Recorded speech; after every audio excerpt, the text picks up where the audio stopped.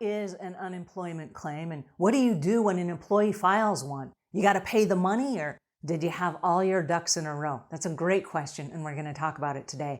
Hi there, I'm Angela Brown and this is Ask a House Cleaner. This is a show where you get to ask a house cleaning question and I get to help you find an answer. Yay! If you are prepared, then you can avoid a bunch of hassle later on when you get hit with an unemployment claim because it's a matter of time. It's going to happen sooner or later. As employees, we don't want to fire people and we hope they don't file for unemployment. But if they do, I want you to be prepared. So joining me today is a super fun woman, Maria Dorian, and she's with Taskaway Virtual Assistants. It's a virtual assistant program that can help you in your small business. But here's the catch. She owned a house cleaning company for 14 years with 28 employees, and she became a master at the unemployment process. So joining us today, she's going to share with us all the different ins and outs and the nuances of what you're supposed to do right now so that you can be prepared. Please help me welcome the amazing, the one and only Maria Dorian.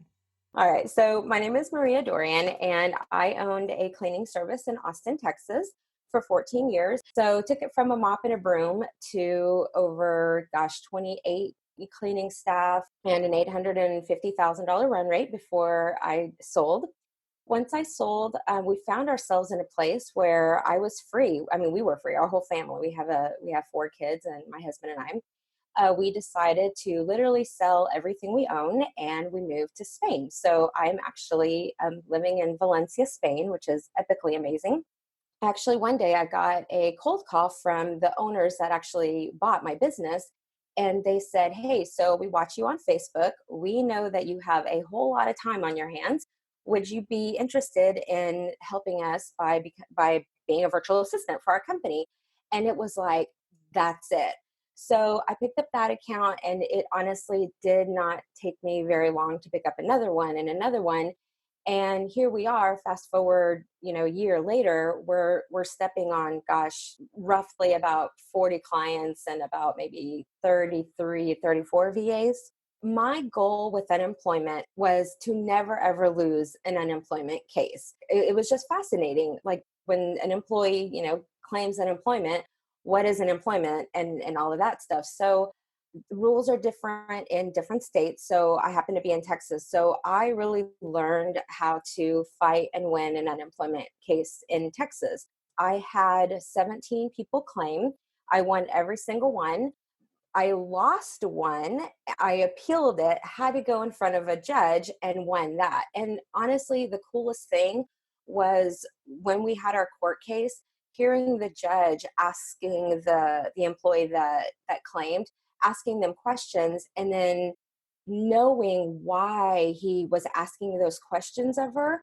And then when she would give the response, when I listened to her response, I'm like, oh my gosh, like that was the wrong response. That's not what he's looking for. If there's a house cleaning company that has not yet experienced an unemployment claim, what exactly is that? So unemployment is basically, think of it as an insurance.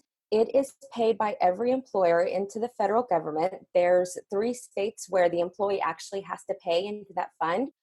But I kind of think of it as a giant pool where, paycheck after paycheck, all these employers are putting in unemployment funds into this giant community pool. And then when an employee loses his job or her job, when they file for unemployment, they're basically going to the state to say, hey, I lost my job through no fault of my own.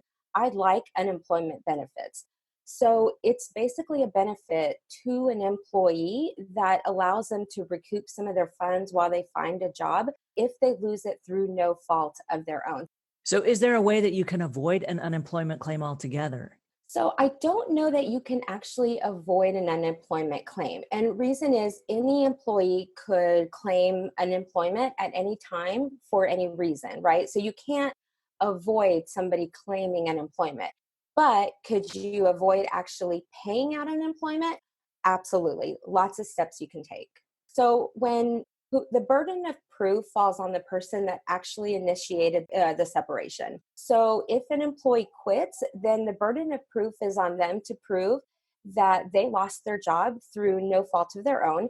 And then in cases of termination, for example, you let an employee go due to, misconduct, then the burden of proof falls on the employer to prove why the employee could have prevented that separation. So in those two categories, quits and terminations, we can start with quits. So most quits, as you probably are aware of, it's actually really hard to claim unemployment.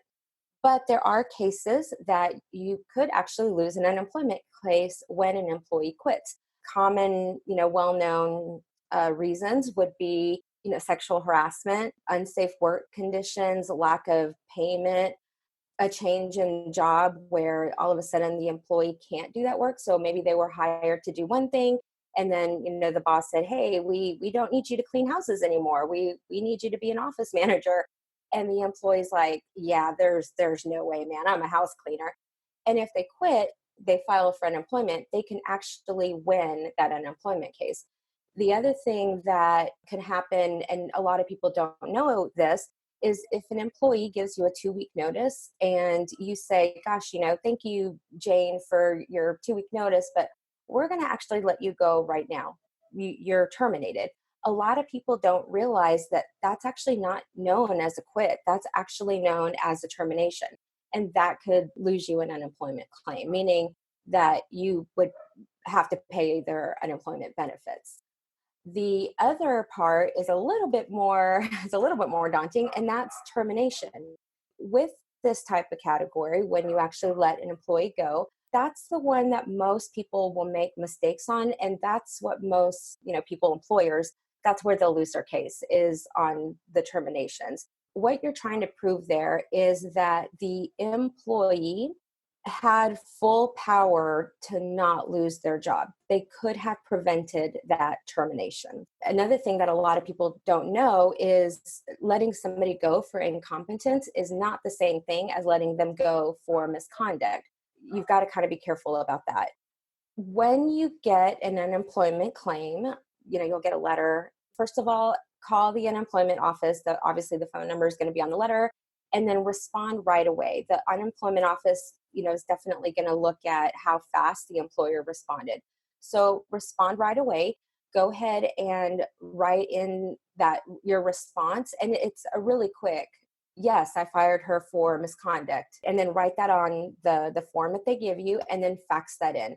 What that does is right away, your response is registered with the office. From there, you're going to write it all out and send it in a certified letter so that it actually gets in the hands of the unemployment office. And with that, you'll have all of your documentation.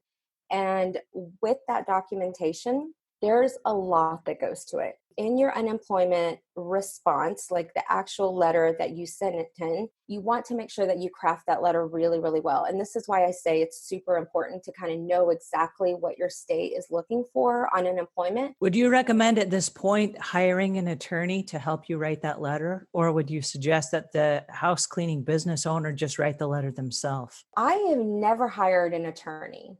I answered this unemployment case this way, it won, I got it. And then just studying what they're looking for, then that helped me actually craft a really good letter. And then I just used that as a template. I really studied court cases in my state, and now I know other states, they have court cases. So you can look at past workforce commission, cases. Here's a great example. This employee was given 3 write-ups, a suspension on misconduct because they kept missing things in a house, right? They were given warnings 2 weeks after their probation. That employee was late, and so the business owner fired them. The employer actually lost. Reason being is because all of the warnings, all of the write-ups, they were on the employee not properly cleaning a home. It was not on the employee being late. They're always going to look at the last incident that happened before that separation took place. So they're going to look at that as, okay, does that correlate to everything else we're looking for? So it is really important that, once you've decided, I want to let this employee go, but I also don't want to pay their unemployment, it's really, really, really important that you follow all the steps in your employee handbook. In other words, if you say, hey, you're going to get 3 write-ups, and then you're going to get, a week suspension, and then you're going to get a pay decrease. make sure that you follow those to the T, because that's, in the end, that's going to be super important. So if an employee files an unemployment claim against your company, is that hundreds of dollars that you end up paying, or is that thousands of dollars? Oh, it could be thousands of dollars. When an employee claims unemployment, every state is different, but they're looking at if this is going to be a base pay or a chargeback. Let's say that you have an employee that's been with you for years, right? Let's say that your state says, okay, they have to have worked for you for, a year, and they had to have worked X amount of hours and made X amount of dollars. So let's say they fall in that category, then you directly have to pay for their unemployment if you lose their case. So that's going to be way more expensive. That's like, seriously, that's kind of money coming out of your pocket. And yeah, it could be thousands of dollars. The other thing is called a chargeback. So in a chargeback, what happens is, let's say that you terminate an employee and a year later they're working for another company and they work for them a day and they get fired or whatever. That employee can still claim unemployment even if they've only worked for the company a day. But at that point, they don't fall into to that base because they didn't meet the qualifications. So what happens is they're constantly looking back at the last employer that did have those qualifications. So it can really be, we would get chargebacks all the time where, somebody lost their job a year later and we fall into that base pay. That base pay isn't as expensive. It's still costly and you still have to prove the same thing. Now, my last question then, because this has been very helpful information, but let's say that you're a cleaning business owner and you don't have the time to do all of the state research and to write the letters and all that stuff. Is that something that your virtual assistant company could offer to other house cleaners? My virtual assistant service, it's called Taskaway VA. We offer a wide variety of services, and one of them is content writing. And for this particular instance, I probably would actually help anybody myself, just because I know the letter, I know what they're looking for, and it has to have certain things. And if that's the case, how do our listeners and our viewers find you? We do have a website. It is www.taskawayva.com. Or you can email me at maria@taskawayva.com. And it's TASKAWAYVA.com. Alrighty, and that was Maria Dorian with a list of very helpful things that we need to do right now to get our businesses in motion so that whenever we are hit with an unemployment claim, that we are prepared. So I'm going to leave links in the show notes to everything that she mentioned. Please check it out. If you have any questions, please give her a call because she's an amazing person and she has the answers. Alrighty, if you found this helpful, please pass it on to a friend. And if we've earned your subscription, please subscribe. And until we meet again, leave the world a cleaner place than when you found it.